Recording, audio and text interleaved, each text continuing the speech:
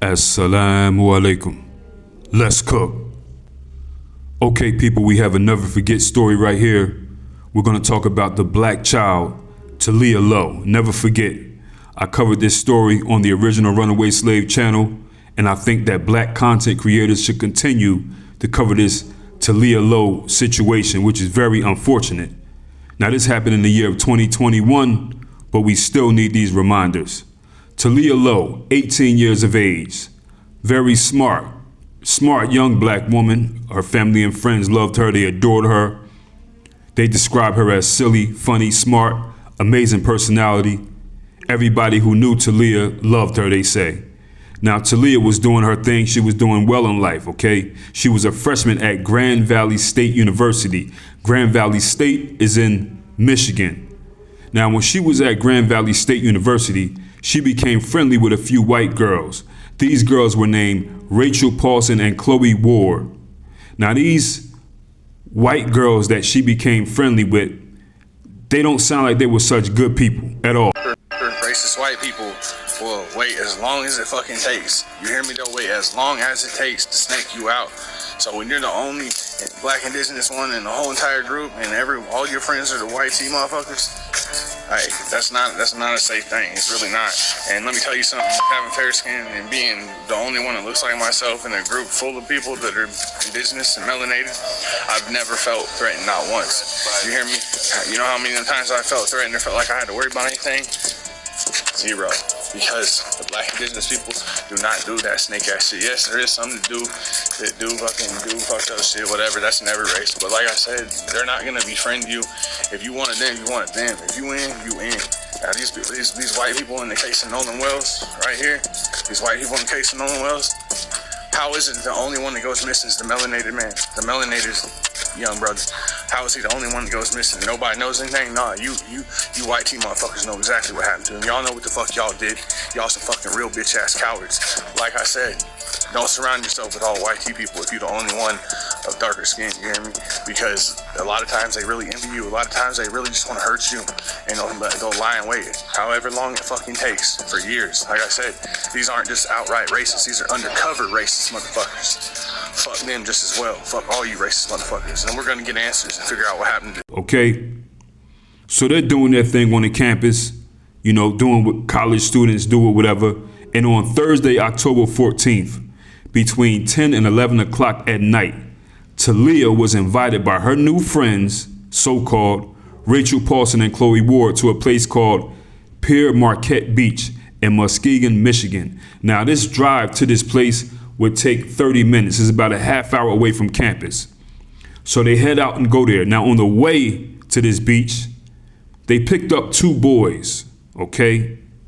So it was them and these two boys. We don't know their names, people. They all proceed to this beach. This is Lake Michigan, and October is after 10 p.m. Now, it's also a known fact that Taleah, who is the only black one there, she can't swim. She doesn't like the water. She has a condition in one of her arms that makes this arm partially paralyzed. Taleah does not play around with the water. Her whole family knows that. Anybody that really knows her knows that about her. At 10:48 p.m., there was a 911 call reporting that somebody was struggling against the current in the water. By 1:45, they were pulling Taleah Lowe's lifeless body out of the water. Just like that, you all. And that's the end of the story. They say that she went out there and just drowned. We don't know what happened, but nobody believes this. The Muskegon Police Department recorded this incident as an accidental drowning. That's it. No foul play. The two white girls said that they all got into the water and a riptide came and took Taleah. They said they survived the riptide, but Taleah didn't. People, this story gets even dumber. Doesn't make any sense.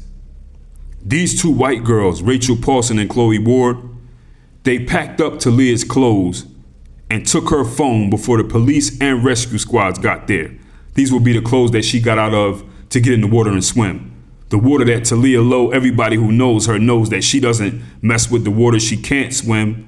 She would not get in the water, and one of her arms is partially paralyzed. Okay?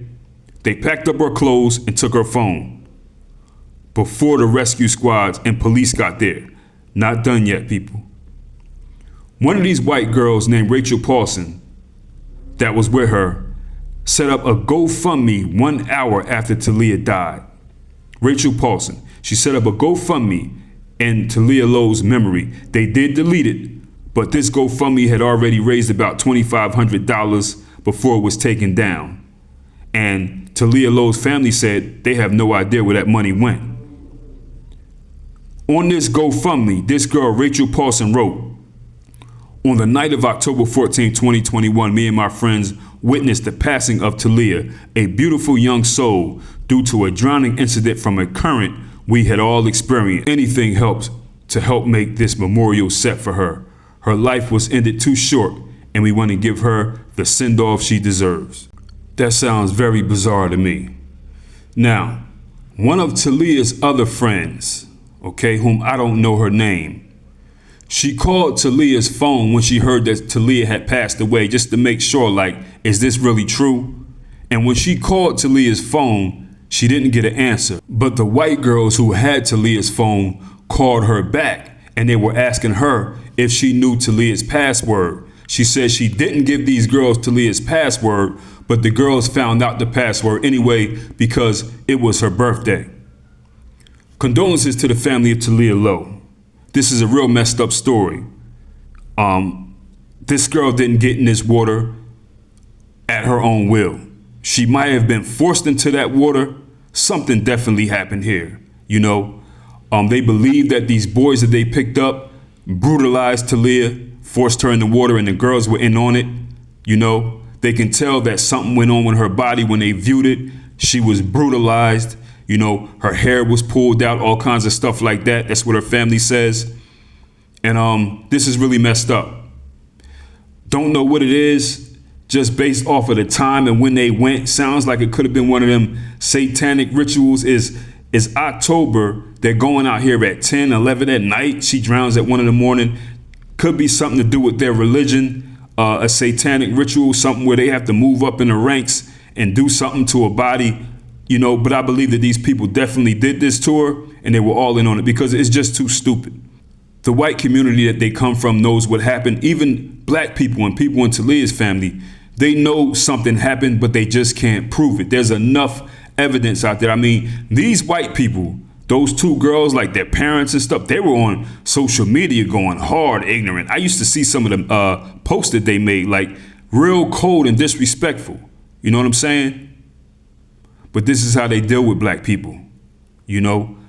Lynchings, drownings, nothing new. You know what I mean? It's very common for them to do. Many videos on the old channel, this channel, Tamla Horsford, Elijah Nikki Witherspoon. It goes on and on. It goes on and on. I don't believe that Taleah got in that water willingly. This is really messed up. I believe they tortured her into that water.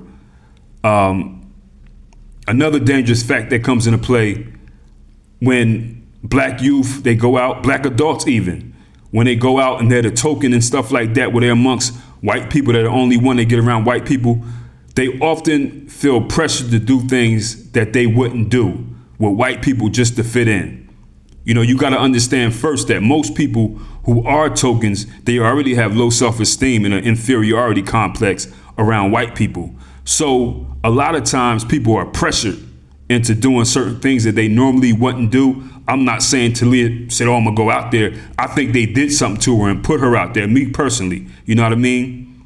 But you gotta understand, black people, when they're tokens around white people, especially the young ones, but the older ones too, they're very different, they're very different. Some people may say, oh, well, I know him, I know her. He's strong, she's strong, a leader, outspoken, they take no stuff. That's when y'all around them. You don't know how these people act and what they represent in a room or a car or a place full of white people, especially a black person who would put themselves in a position to be a token.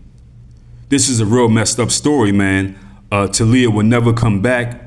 These girls who went out there with her, they already graduated from college, on their way, living their white life. This really upsets me because Taleah was only 18. She was so young and she didn't get a chance to make a mistake and learn. You know, the dangers of being a token black person, the dangers of being the only black person riding around with white people at 10, 11, 1 in the morning going to the water. What seems to be happening a whole lot more now is our young people aren't getting a chance to make a mistake. I mean, we're taking some serious L's. That's why we have to be proactive, man. You know, after this happened to Taleah Lowe, I seen people, I believe family members, very upset, as they should be. You know, I read some things with them saying they want to go down the street and do a protest in this area in Michigan. It's over. It's over. These people are not breaking their pale Voltron.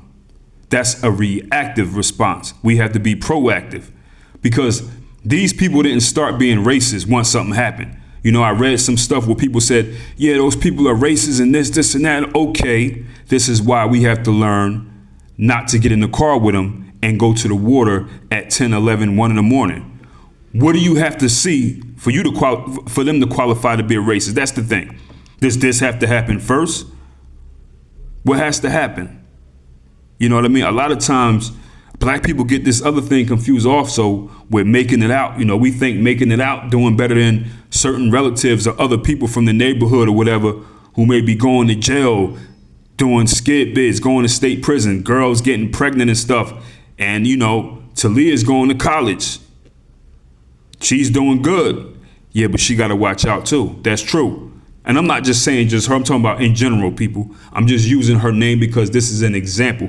I don't know the mindset that her people had about that. But what I'm saying is, just because we go into these situations where it may be college, it may be somewhere positive, if it's white people there, if it's black people there, you have to stay on point, man. Things become very dangerous and tricky and confusing for black people when white people are in the equation, because we just don't know how to act. We don't get it. We don't know our history. We don't know the state of things that are going on. You know what I'm saying? But, you know, this is just a real messed up situation. Condolences to the family of Taleah Lowe again. This is really messed up. And, you know, these white people out there in Michigan, they got this thing airtight. They're not going to do anything, unfortunately. Easy.